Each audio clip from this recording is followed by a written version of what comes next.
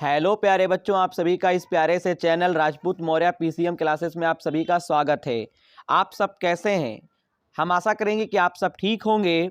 तो आज की क्लास में हम लोग कक्षा 12 की जो आपकी रसायन विज्ञान है, इसमें आपको जो पाठ 2 दे रखे हैं यानी विलयन, इस पाठ के अंतर्गत हम बहुत ही महत्वपूर्ण टॉपिक को आज हम आपको समझाएंगे। वो टॉपिक क्या रहेंगे? आज का हमारा टॉपिक रहेगा विसरण और रहेगा विसरण और परासरण में अंतर। तो चलिए क्लास की शुरुआत करते हैं। और हाँ, शुरुआत करने से पहले अगर आप चैनल पे नए हैं तो आपको क्या करना है, हमारे चैनल को सब्सक्राइब करना है, वीडियो को लाइक करना है। चैनल पे पुराने हैं तो केवल वीडियो को लाइक करना है।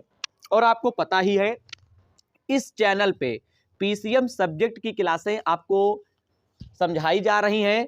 और यानी पीसीएम का मतलब ये हुआ कि आपको मैथ, केमिस्ट्री और फिजिक्स, इन तीनों विषयों की क्लासें आपको करवाई जा रही हैं। और मैंने इस वर्ष आपको बताया भी है कि इस वर्ष आपको मैथ हो गया, आपका फिजिक्स हो गया, आपका केमिस्ट्री हो गया, ठीक है।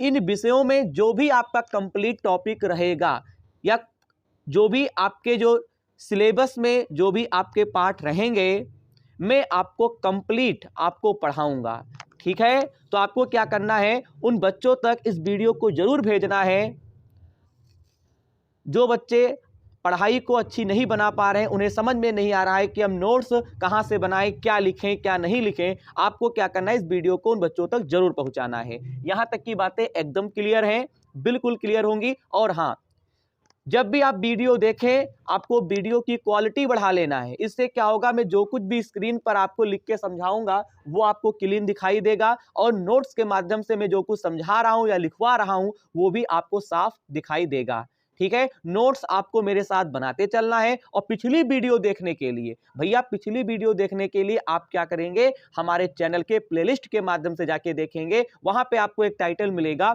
शून्य से शिखर तक, शून्य से शिखर तक की कंप्लीट केमिस्ट्री आपको वहां पे आपका टाइटल मिलेगा। इस टाइटल के अंदर जैसे जाएंगे तो शून्य से शिखर तक की कंप्लीट केमिस्ट्री की जो भी वीडियो रहेगी, हर यानी प्रत्येक टॉपिक की, वो आपको उस प्लेलिस्ट के अंदर मिल जाएगी। बस आपको वीडियो को क्या करना है, नंबरिंग से देखना है और हर एक पार्ट को एक शानदार तरीके से तैयार करना है।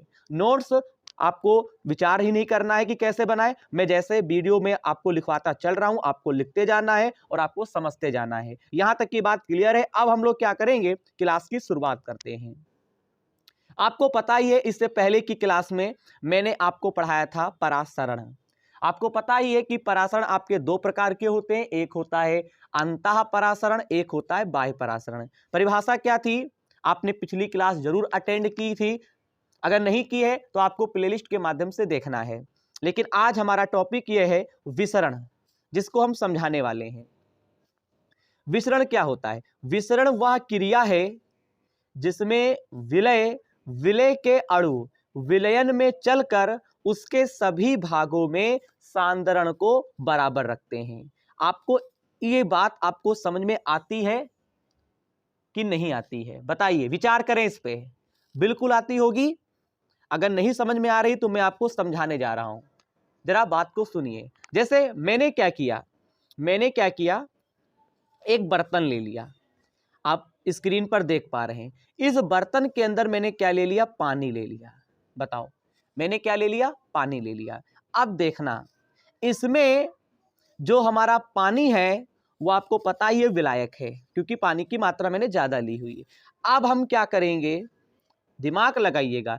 अब हम इसमें क्या करेंगे, हम इसमें मैंने क्या किया, इनो, आपने इनो देखा है कि नहीं देखा है? सब बच्चों ने इनो को पानी में घोला होगा। मैंने इस बर्तन में इनो को घोल दिया। बताइए, जो पैकेट में होता है। इस बात को समझने के लिए आपको इतना क्रियाकलाप करना होगा। और जैसे ही इनो को तुम इस पानी से भरे बर्तन में आप घोलोगे तो ये बताओ, इनो का प्रत्येक कण इस बर्तन में भरे पानी जो भी है उसमें कंप्लीटेड सब में मिल जाएगा। बताइए, मिल जाएगा कि नहीं मिल जाएगा? इनो के जितने भी कण होंगे घुलने वाले, वो सभी कण पानी से भरे इस बर्तन में प्रत्येक भाग में समाहित हो जाएंगे। बताओ, वही चीज मतलब है यहां पे समझाने का प्रयास किया जा रहा है कि विसरण वह क्रिया है जिसमें विलय के अणु विलयन में चलकर उसके सभी भागों को, यानी सभी भागों में जो सांद्रण होता है उसको क्या करते हैं, बराबर रखते हैं। अगर नहीं समझ में आ रहा है तो बताइए, बिल्कुल समझ में आ रहा होगा। एक तो ये देखा कि हमने इनो को जब पानी में हम घोलते हैं तो इनो के जो प्रत्येक कण होते हैं वो पानी से भरे जो बर्तन है उसमें सब में समाहित हो जाते हैं। ठीक है, यहां तक की बात क्लियर है। अब दूसरे तरीके से समझो। अगर मैंने इस बर्तन में पानी ले लिया है, इस बर्तन में मैंने क्या लिया है, H2O ले लिया है, यानी पानी ले लिया है। अगर हम इस बर्तन से भरे पानी में अगर हम पत्थर के 2 टुकड़े डाल देते हैं तो बताओ, इस पानी से भरे जो हमारा बर्तन से भरा जो पानी है, सॉरी यानी पानी में जो भरा बर्तन है, यानी पानी जो भरा है इस बर्तन में, यार इस बात को समझो पहले, इस बर्तन में जो पानी भरा है और मेरे पास जो ये 2 कण हैं, इन दोनों कणों को अगर हम पत्थर के जो टुकड़े हैं, कण हैं, जो भी है, अगर हम इन दोनों को इसमें डालेंगे, ठीक है, तो बताओ क्या पानी में, पानी के प्रत्येक भाग में क्या ये दोनों पत्थर के टुकड़े मिल पाएंगे? बिल्कुल नहीं मिल पाएंगे। जैसे आप इसमें आप डालोगे इस बर्तन में पत्थर के टुकड़ों को दोनों को, ठीक है, इसमें तो पानी है ही है, वो 2 टुकड़े बिल्कुल अलग दिखाई देंगे। तो ये थोड़ी ना हुआ विसरण। विसरण का मतलब है कि जो पानी से भरा जो बर्तन है, इसमें प्रत्येक भाग में जो तुम इनो घोल रहे हो, एग्जाम्पल के तौर पे मैं समझाने के लिए बता रहा हूं यार, वो कंप्लीटेड मिल रहा है। यहां तक की बात क्लियर है। इसी को बोलते हैं विसरण। विसरण का एक तरफा ये मतलब है फैलना। जैसे हमारे वहां एक कोई कमरा ले लो, उस कमरे के अंदर अगर आप अगरबत्ती जलाओ, ठीक है, अगरबत्ती जब जलाते हो तो उसकी जो महक होती है वो कमरे के एक एक भाग में फैल जाती है। कमरा जितना बड़ा है उस पूरे कमरे के अंदर अगरबत्ती की जो सुगंध है वो फैल जाती है। तो आपने क्या सीखा, यही तो विसरण है। विसरण का मतलब होता है सभी भागों में कंप्लीटेड, हर तरफ फैल जाना, बस विसरण है। लेकिन यहां पे जो विसरण की बात हम कर रहे हैं वो क्या है मालूम? यहां पे जो मैं विसरण की बात यहां पे मैं कर रहा हूं वो है विलयन के अंदर।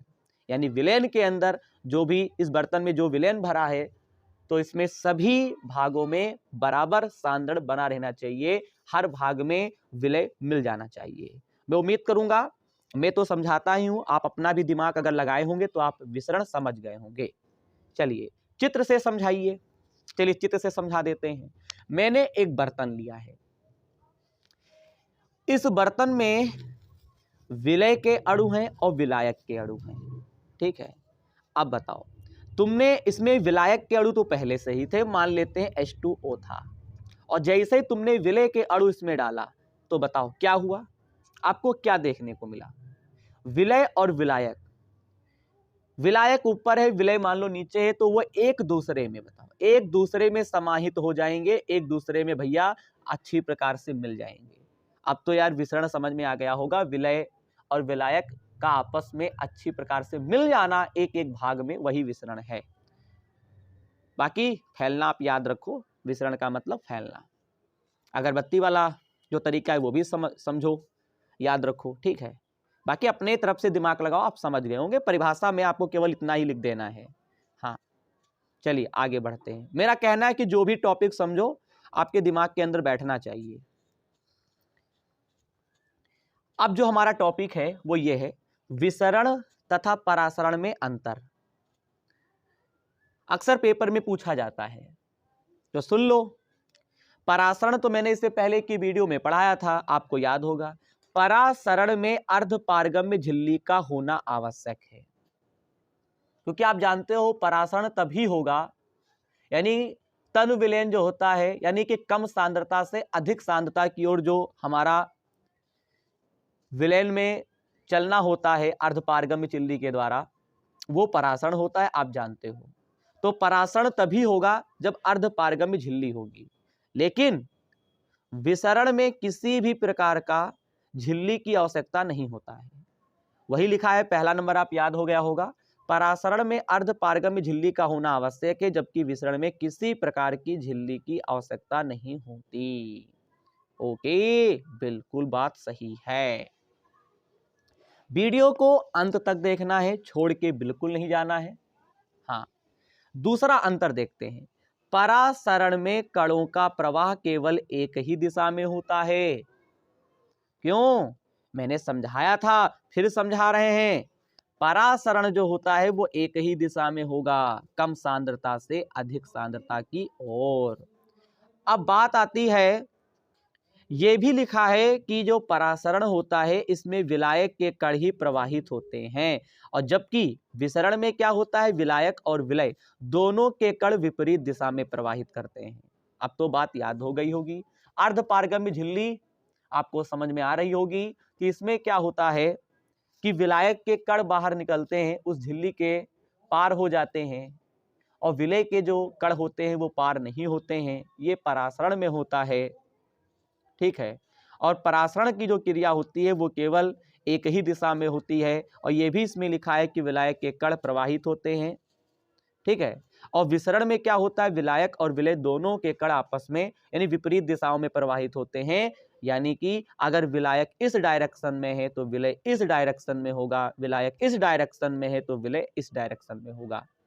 जिधर विलय होगा उसका अपोजिट विलायक होगा, जिधर विलय होगा उसका अपोजिट। कुल मिला के दोनों एक दूसरे के अपोजिट दिशा में बहेंगे, और जब अपोजिट एक दूसरे में प्रवाहित होंगे तभी तो वो अच्छी प्रकार से मिलेंगे एक दूजे में। चलो, समझ में आ गया होगा। परासरण को रोका जा सकता है भैया, उसमें अर्धपारगम्य झिल्ली लगी है तो आप उसे रोक सकते हो, जबकि विसरण को रोका नहीं जा सकता। हाँ जी, बिल्कुल बात सही है। परासरण को हम इसलिए रोक सकते हैं क्योंकि अर्धपारगम्य झिल्ली का उसमें खेल है, और विसरण में किसी झिल्ली का खेल तो है नहीं।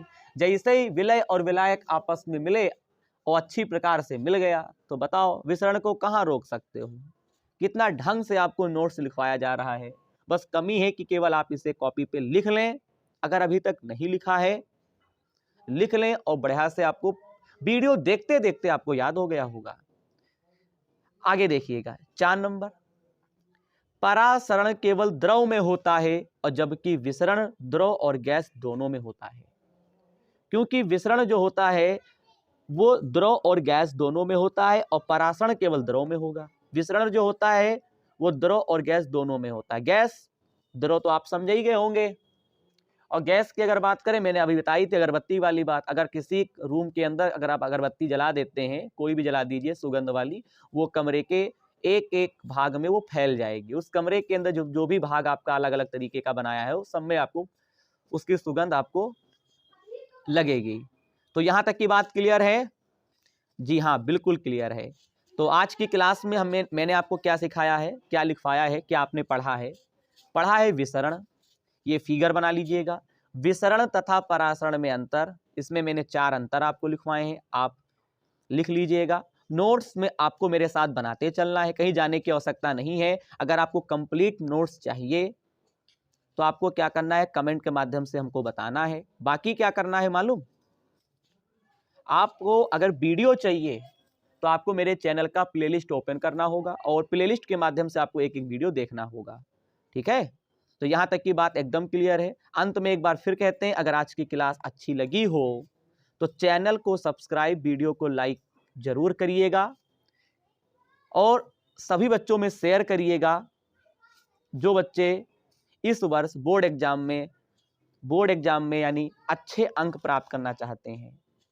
बस उन्हें क्या है, उन्हें बताने वाला कोई नहीं है, क्या याद करना है, क्या नोट्स बनाना है। वो मेहनती तो हैं बच्चे, लेकिन उन्हें कोई अच्छी राय देने वाला नहीं है। तो आप उन बच्चों तक इस वीडियो जरूर पहुंचाइएगा, उन्हें बताइएगा इस चैनल से वो बहुत ही अच्छी पढ़ाई कर सकते हैं और बोर्ड एग्जाम में अच्छे नंबर प्राप्त कर सकते हैं। बस केवल क्या करना है, वीडियो को कंटिन्यू देखते रहना है, और प्लेलिस्ट के माध्यम से आपको मैथ, केमिस्ट्री और फिजिक्स जो कि वीडियो हम बना ही रहे हैं, आपको प्लेलिस्ट के माध्यम से इन तीनों विषयों की क्लासें देखते रहना है।